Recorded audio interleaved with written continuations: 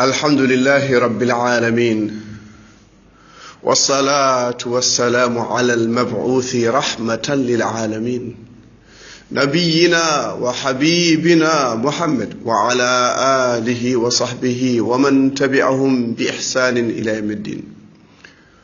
bandiraɓe julɓe tedduɓe moƴƴuɓe on calminama on juurama on mantama ko almudo mon Ousmane Jammalik Ba arte darsu men yewtere korka hono yaadi hen ko ni aduna ene yaawi ko balɗe ɗi tati ha dutɗen to jomiraɗo jurmotoɗo jafotoɗo en mbino o rokka anen korka sona ha ɓeydoɗen wona ha ustoɗen sona ha peewen wona ha bonen wona ha keyɗen ha kolen eɗen lohi wa khuluqal insan da'ifa bal eɗen jurme eɗen jaafe al mustafa giɗama mo jiɗɗa o wi sallallahu alaihi wasallam o neldira tan ko yurmede mere ko haala ɗo ko gila korka daraki ha korka darima fo ko ha cuwoɗen e yurmede Allah en dokkama korka en dokkama laylatul qadr en dokkama qur'an en dokkama muddo ɗum ɗo fo ha ɓeydoɗen wona ha ustuɗen bandiraɓe julɓe mbeɗa wasiyon e hooram e hulde Allah nde Allah farle min korka nde o wi la'allakum tattaqun bal daña taqwa ala dewteɗo sona Allah ala ñagateɗo sona Allah ala kirsanteɗo sona Allah kanko wi qul inna salati wa nusuki wa mahyaya wa mamati lillahi rabbil alamin ko Allah tubante kanko hirsante kala kaɗa waɗa e dewal Allah ko Allah waɗante sa jilli hen ko wona Allah wonti shirku innamal a'mal binniyat golle fof koye anniyaji bandiraɓe julɓe ɗum noon ƴeewen ɓerɗe coccene haɗe laaɓa ko ɗon Allah ƴeewata e jeeyaɗo bandiraɓe julɓe jomiraɗo tedduɗo towɗo o jengtima e deftere makko teddude caggal a'udhu billahi minash shaitanir rajim bismillahir rahmanir rahim ya ayyuhalladhina amanu ittaqullah ولتنظر نفس ما قدمت لغد واتقوا الله إن الله خبير بما تعملون يقول الله إن جاكم غردن جانgo Allah hande hulede jogiiɗo mayda ma jogiiɗo cellal ma jogiiɗo ɓiɓɓe ma jogii gurdam ɓiɓɓe ma kala ko jogiɗa ko Allah resduma ɗum ɗum waɗi wa anfiqu ma ja'alakum mustakhlifin ko desdal cellal ngal koko gasar ɓiɓɓe ɓe ko gasar aduna ko gasar pittali ko gasar ɗum ndeke ala ko jogiɗen bandiraɓe sehilaɓe eynam sen jeli kanko jalni en sen goyi kanko woyni en haydara en ngala bandiraɓe julɓe noon mbasen farnade mbasen mawni kinaɗe ɗum waɗi mawni kiniɗo naata aljanna kartal noon wiɗen jiyaɗo foti yoɓade ko hulde Allah ɗo paaɗa fof noon ɗanngal noon ɓuuri hen mawni ko laakara so yahama artatake bandiraɓe sehilaɓe ɗum wayi ɗum waɗi o manti ɓen hulɓe Allah omo yiɗɗu men innal muttaqina fi jannatin wa uyun wa na'im fof ko hulɗe Allah Abu Hurayra walla Abu Dharr o wi nela sallallahu alaihi wasallam yen kul Allah kalɗo mbaɗen wonde sen mbaɗi bakkar pawen hen ko moƴƴi mumta ɗum o wi jikkuji moƴƴi ɗi noon yen moƴƴin jikkuji ɗi annabi Shuaib o wi إن أريد إلا الإصلاح ما استطعت وما توفيقي إلا بالله عليه توكلت وإليه أنيب نعم وما توفيقي إلا بالله عليه توكلت وإليه أنيب bandiraɓe julɓe kaala won jewtano won Ousmane Jammalik Ba so peewal wonno wona kanko haalata so gandal wonno wona min haalata kono noon giɗama mo jiɗɗo Al Mustafa o wi hayso aya goto mbawɗa ya haalan banden الله وي وما كان المؤمنون لينفروا كافة فلولا نفر من كل فرقة منهم طائفة يتفقهوا في الدين ولينذر قوم إذا رجعوا إليهم لعلهم يحذرون حيث ولد أن يحيون ودر هدي بنجيل وغندل حيث ألف بعدا كبام بعدا كفاتيا بعدا غرتا تندينا بندين أينام ألن سيدي وانا غندل وانا بيور كيرم يدند بند من جام آية من باونو ميو ونكو كالمي هن بندرا ونكو كالمي هن بندرا بسيلا دم لو فيرتي darsu men yewtere korka ko ɗo haaɗi darsu o ko ɗo haaɗi bandiraɓe ha sen guuri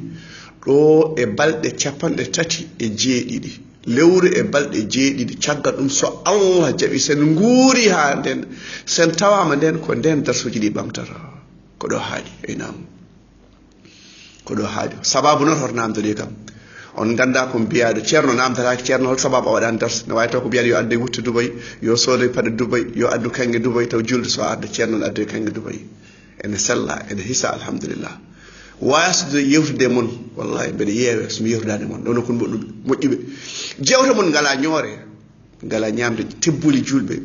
mbaɗi ko qala Allah mbaɗi ko qala rasul Allah wi e nelaɗo wi te oɗon jiɗ ɗum noppi mon ne teddi ɓerɗe mon teddi seerde mon ko mbayni ko jam wiyete kono noon e weeɓani bandiraɓe seeɗa kono noon aduna ko noon wayi e nam ɗum noon bandiraɓe julɓe no mbiɗen ni eɗen oɗon jarlo oɗon jaafo oɗon ɗacca hakke ne heewi hen noon hen sahajo mallen hen sahajo joopoɗen hen sahajo kaalen ko weli yimɓe ko welani yimɓe araɓe mbi irda al jami gaya la tudrak wadde kono wela yimɓe fof wawa dañede kala tinɗone malla ala wona an malla koko joopa somi hokki misal e hunde ne wawi taw koye yam moni koye baaɗam moni koye jinnaɗam moni koye miñam moni koye mawni woni wofata neɗɗo mbeɗa haala gueɗe kewɗe kono kala ko misal tan min addata hakkille mi haala tede taw no woodi yana e Samba Diallo yana e Samba Ka denɗiragal ne weeli noon ene weeli tooña kaala kono a haalta sona gonga walla dokka misal Qur'an waɗi misal uji ɓuurin hawde kalde ko misal uji hay goto fotaka wallahi saabu hay goto a ɓuurani ceerno Ousmane Allah inna akramakum indallahi atqakum ɓuure moon fof ko ɓurɗo hulde Allah nelaɗo wi belamma nanaɗo ɓe fittande julɗo julɗo ne hande weltinede bandiraɓe sehilaɓe galleji men ne kewi sono hakkude neɗɗo e ɓiyum hakkude neɗɗo e joom suudu mum hakkude neɗɗo e jinnaɗo mum hakkude miñiraɓe mawnaɓe jiiduɓe yimma e ba fof saabu mbuɗe e buuɗiɗe en natti hay wawde weltade en natti hay wawde jalde bandiraɓe sehilaɓe aduna o jarani ɗum jarani buuɗi jarani buɗɗiɗe gaare beltoɗen beltinen julɓe koye korka ko julde faya saɗa wawi an Samba Diallo an Samba Ba koltina galle ma eno mbawɗa ñammina galle ma mbawɗa bandiraɓe nelaɗo wi saɗa rokka saɗa sakko hoore ma taw en ciftori on ɗon leldiɗo e joom suudu e ñalawma korka oya yo rimɗin jeeyaɗo o yo ala yo ñammin miskineɓe capan jeegom o ala yo hoor lebbi ɗiɗi o yo wawa nde nelaɗo tottuma tamaroje o yi min ɓuuri ɗo was o sakki hoore makko nelaɗo sallah sallam jali ndeysan welti ha jali kanko lelde joom suudu makko o sakki hoore makko diine men ko diine yurmede bandiraɓe sehilaɓe ey nam noon no subalɓe ɓe mannoni hamme yehi tan hamme so hay mayi tan ɓe naati galle hamme Maria tan mbeɗa yiɗuma Maria tan mbeɗa ɗum bandiraɓe subalɓe gueɗe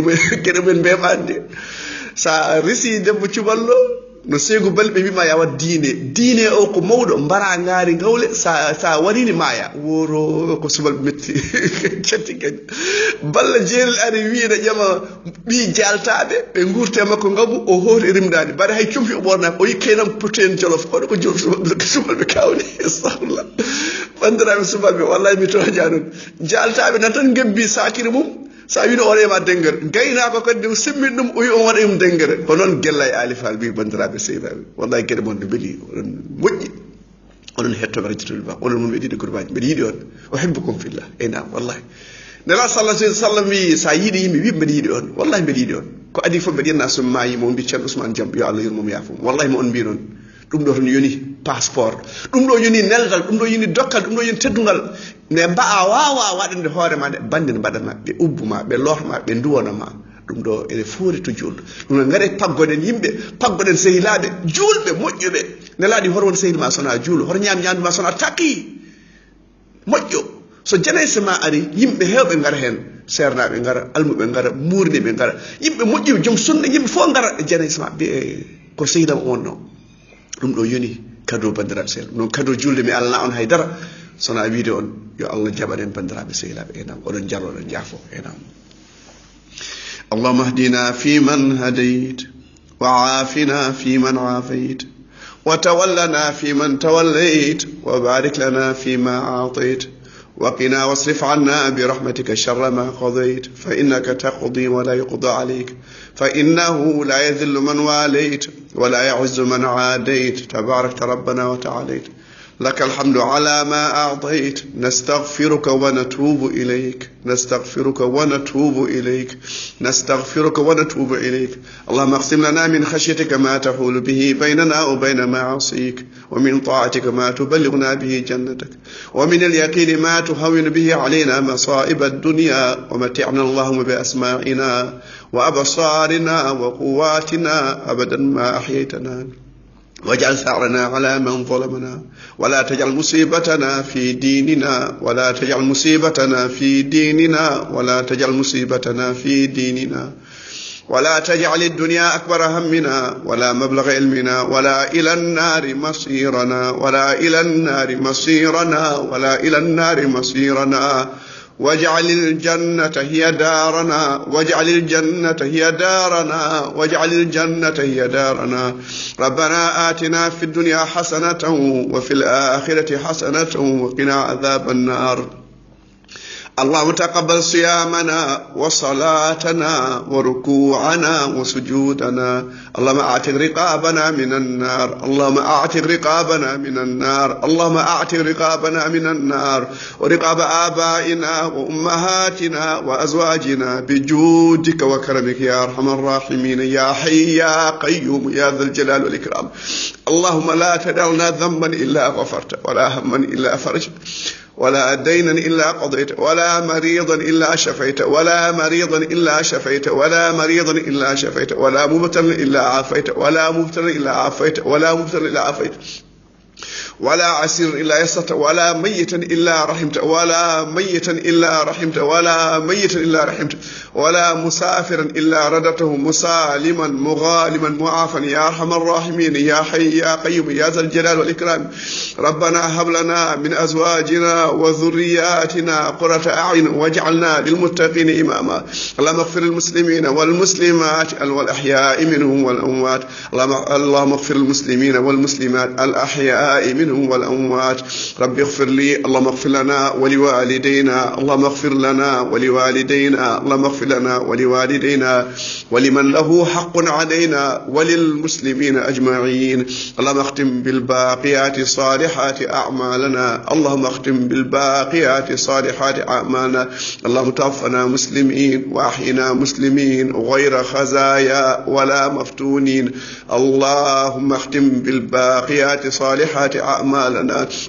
اللهم تقبل منا إنك أنت السميع العليم وتب علينا إنك أنت التواب الرحيم بجودك وكرمك يا أرحم الراحمين يا حي يا قيوم يا ذا الجلال والإكرام. اللهم تقبل منا الصيام والصلاة وركوع وسجود بجودك يا حي يا قيوم برحمتك نستغيث يا حي يا قيوم برحمتك نستغيث يا الله يا رحمن يا رحيم يا ذا الجلال والإكرام يا حي يا قيوم. سبحان ربك رب العزة عما يصفون وسلام على المرسلين والحمد لله رب العالمين.